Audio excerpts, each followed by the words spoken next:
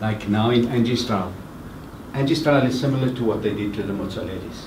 She campaigned for justice. They want to punish and scare all the activists in the SJC. Right? They want to scare every activist in the SJC. So what they do is they go after the one who's most well known in the community. They can't come up, they find it difficult to come after me because there's much more resources publicly and there's a lot of, there'll be more trouble politically if they came after me. Right? So they go after someone who's weaker. And when they arrest, sorry, I'm just quickly going to explain that question before I come back to dealing with the trial. Because it's important to know that we haven't changed our police. We haven't changed our police. We still have the same police largely. That's a huge problem for the country. So some of the things they did to her, apart from arresting her and charging her, she, at her house, her TV and DVD were stolen. The grandfather of the chap who stole it came to tell her, and a neighbor came to tell her that he stole it. That chap was known as a criminal. He always got out. He had murdered, he had stolen, he had robbed, everything. Angie had stopped the community twice from necklacing him, saying, "You must be arrested, don't necklace him." She then, and she tried to make him an SJC, she made him an SJC member to hand out leaflets and stuff like that, right, just to try and reform him. She then, because they got the information, she and a group of people confronted him and said, "Where's the TV? And where's it?" He said, I can take you to where it is, but I was stealing it on behalf of someone else. And that someone else is a policeman. Is a policeman. So they said, "Well, prove that it's a policeman." They got the TV and the DVD, and they put him on speakerphone in front of about 6 people. And they said, this chap Rowan said to him, "I've got the stuff you asked for." And he said, "Okay, where can I get it?" So he says, "We'll get it here."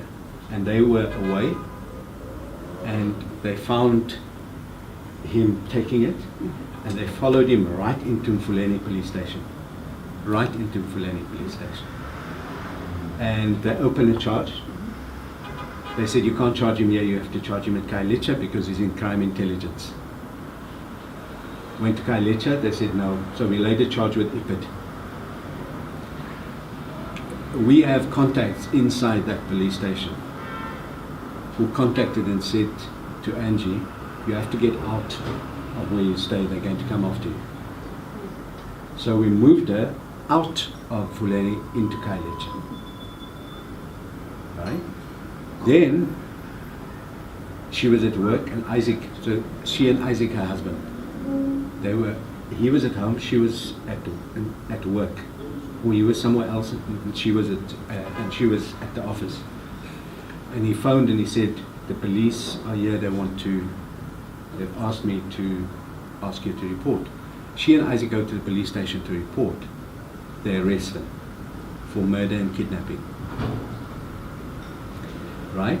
So they go, and she spends 6 weeks before she gets bail. She's pregnant, she has HIV, she has depression, she has asthma. Right? 6 weeks before getting bail. Right?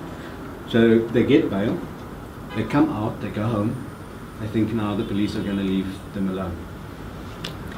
Literally a couple of days later, the police arrive. 14 policemen rush in to the house. They're coming to look for guns. Right? They say, Angie and them say, "We're not letting you in. Where's your warrant?" They don't have a warrant. They go to fetch a warrant. We know that warrant is a fake. It's not a good warrant. They then search, find nothing. But they left police around the house while they went to get the warrant. A couple of weeks later, They again come to the house. She now has a baby, right? To look for drugs. They search the baby, the 6-month-old baby, for drugs. They search the kids. They don't search her husband. They make her strip naked.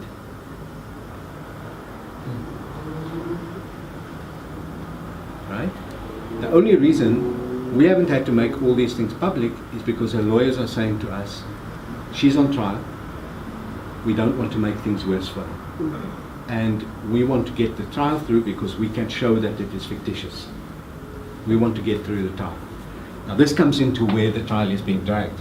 The first witness was the grandfather of the chap, who said, yes, he'd seen them kidnap, right? But he had made 2 statements. One statement contradicts the other statement, right? 2 written statements. Then he says, while he's giving evidence led by the state, he looks at the first statement and he says, page 3 in there is not what I said, and it doesn't have my signature on it, it's got someone else's signature on it. Right? That's the first thing. And then he contradicts himself a million times and says, actually, Angie was very nice to, when our lawyers cross-examine him. They had the same with the next witness and the next witness and the next witness. We're only on to the 4th witness after 6-7 weeks of trial. The court case has cost us